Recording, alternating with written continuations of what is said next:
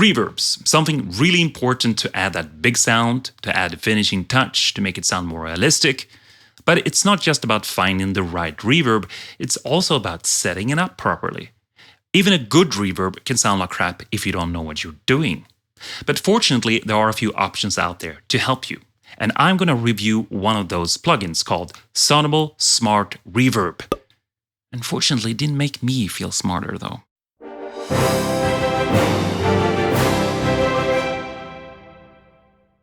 Hi there, this is Sam with Second Tier Sound. If you are new here, I just wanted to let you know that I create videos on how to create music and to compose in a DAW. And not just technical stuff and plugins and reviews, but also how to actually write music step by step. Now, if that interests you, then maybe you could subscribe! And also hit that like button if you like. Now, if that didn't scare you away, then you are ready for these videos. So let's get on with today's video. So before we look at the reverb and see how it sounds, I just wanted to get a few things out of the way. The first thing is that this is an algorithmic reverb, not a convolution reverb. If you don't know the difference, you can always watch my video here to understand more about that. Anyway, what does the smart reverb do that other reverbs don't? Well, I would say two main things. And the first one is that it masks the reverb right. What do I mean with that? Well, let's say you have a piece of music and you want to put a convolution reverb on to get that nice room sound. Well, that might work great for you, but you might also add certain frequencies from that room that are not desirable. You might get a big low rumble or a higher pitch, or I don't know. So in the past, what we used to do is that we put on a filter or EQ and remove those frequencies. That might work, but it's time consuming to do right, and you might actually reduce the reverb effect that you're after. So the Sonible solves this by listening to the source material and add the right correct masking and not removing things you actually want to hear. So you can have a bigger reverb without interfering too much with the original source. The second thing it does is that it has a matrix of several different reverbs working in tandem with each other, so you can be more creative in coming up with new effects. Most of us, including myself, put only one reverb on, and we're limited to that. But by having several different reverbs, we can play and come up with new sounds that we might not have thought about before. But let's not talk anymore, let's look at it and see how it actually sounds.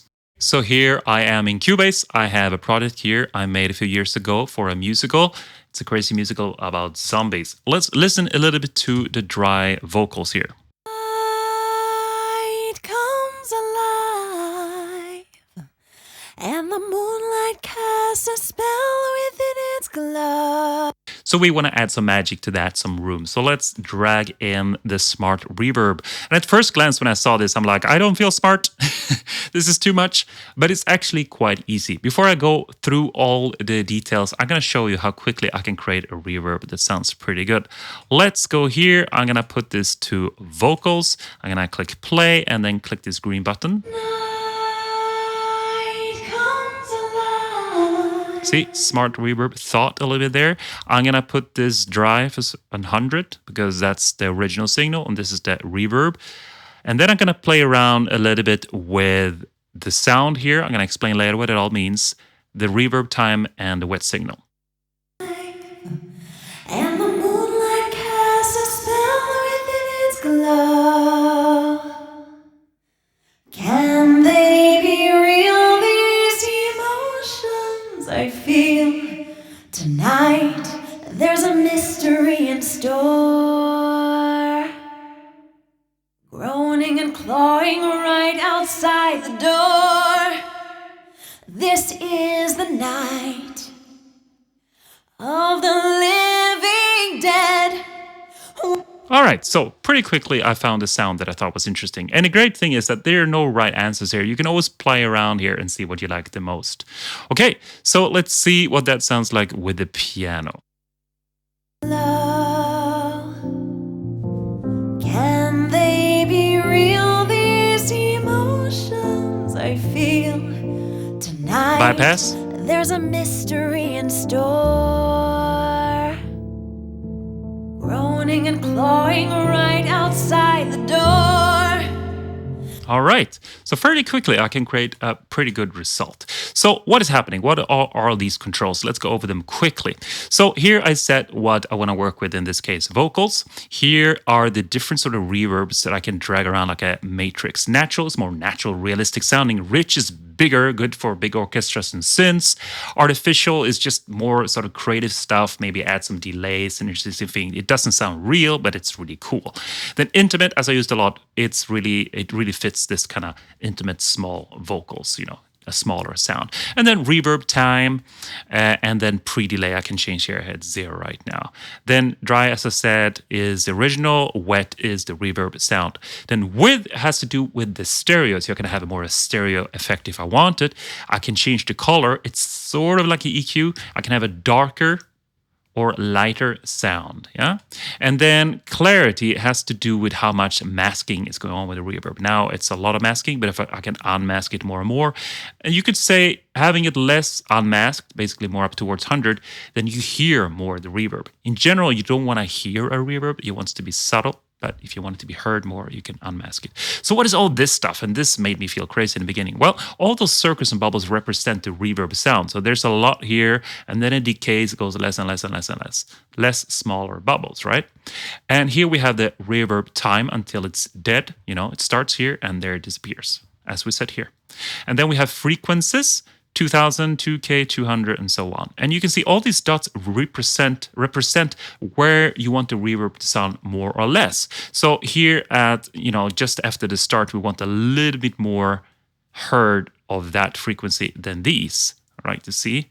And the whole way, it's the same thing. At 0.59, almost a second, we want more of 200, a little bit less 2K, and even less of 20,000K, and so on. So you can move this around. You maybe at this point you want a lot less 200K, or you want more 2000K. Yeah, it feels tricky at the beginning, but it's not that difficult. You want more or less reverb at these points in time. Now, I changed this so it got dark here. If I click green again, it goes back to what Sonible thought up. All right? So down here is the overall decay of the whole thing. And you can see there's a specific curve here. It goes down quite quickly, and then it's longer, and then decays quickly. I can change this if I wanted to. There's no spread on this kind of reverb. So spread has to do with the stereo spreading. On other reverbs, not the vocals, I can show that, but you can't click it here. And then density is how much reverb, how thick it is, you could say. It starts small to not interfere too much, and then it goes bigger and bigger as it goes longer. Yep. Then we have a normal sort of filter EQ that most reverbers have. You can remove certain frequencies, as I talked about before. Then we can also freeze, an interesting effect. I just play. This is the night. And I take it that moment and I froze what she said there, and it goes on forever. Can be an interesting effect. They have an infinite, which you have to be careful with. It just adds on whatever it hears to an infinite reverb sound. Of the living dead, when corpses arise. So freeze is just one moment, and infinite just adds on more and more. It can quickly become quite big, but it can be an interesting effect as well. So this is pretty much the interface. So the piano here doesn't have a reverb on it. You can do that as well. The thing about pianos is that they have strings in them, so they have sort of a natural reverb. The strings help, but just for fun, we can add some reverbs here as well. We'll remove the voice, and we put universal, and we put keys this time. I'm gonna put 100%, and we're gonna listen to the piano, and let the reverb think. There we go. Now I'm gonna play around here.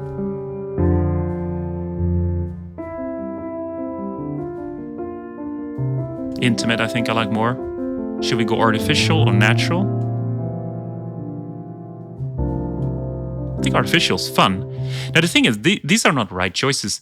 And I like this because you can sort of play around and find the sound you're after. And that depends so much on the style and what songs you're doing. Well, let's go with that one. We can add a little bit more reverb time, and then I'm gonna play with the wet, because in most cases you don't want 100%, it's too much.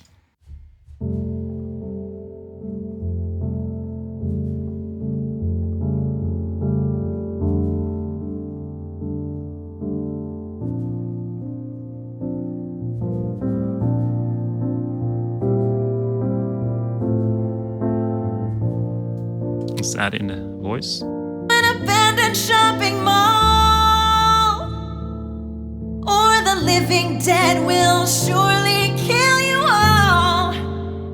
All right, so let's look at how you can do this within an orchestra as well.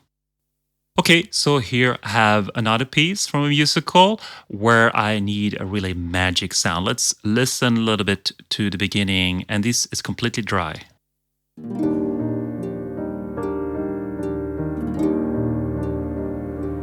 Now that's fine. So let's add some magic to that. So we want a big reverb. Let's add in the smart reverb. In this case, we want to do universal because this is the whole orchestra. I put the reverb on the bus. So, or you can do an effect tracks as well, obviously. But you see, nothing really fits. So let's do universal, which works fine. Let's listen to the material and let Sonible think.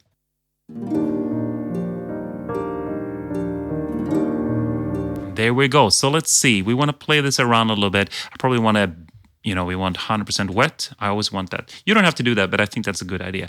I wanted to say here, spread is also added here, so you can add the stereo spread more if you want to mess with that as well. But anyway, let's go back and let's play the material and see if we can create a big magical sound here.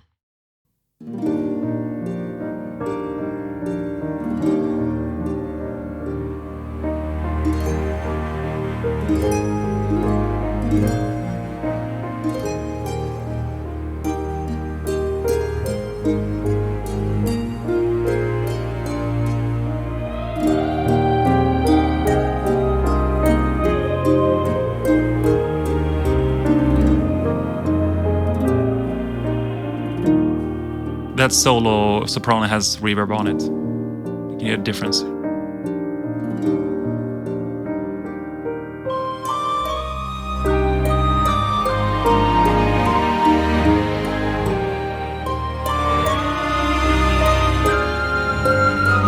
Try something else? Too much, I think.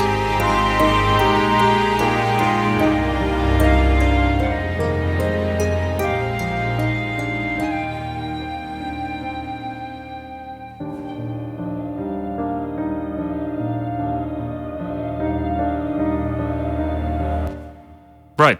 You see, actually, it's very easy to create something quickly, but then, it's hard to not play around all the time. But I really like this. And you can see from dry sound from the beginning here.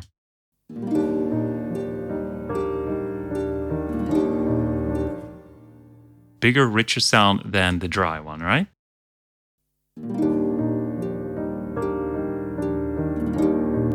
Okay, so I like this, that you can actually add something and it leaves out the guesswork a little bit, at least in terms of masking and how to reduce certain frequencies. So that's it for this review. I hope it made you feel clear about if you're interested in this plugin or not. If you are, you can always try my affiliate link down below. I'm not sponsored by Sonible, but if you hit that link, I will get some revenue off the sales. That's a way to support me to make more videos. You can also support me by watching more videos, hit the like button, subscribe, or even join my Patreon. Anyway, also remember that Sonible will always have a 30-day trial, so you can try the product first to see if that is for you or not. That's it for this time. This is Sam, signing out. Take care.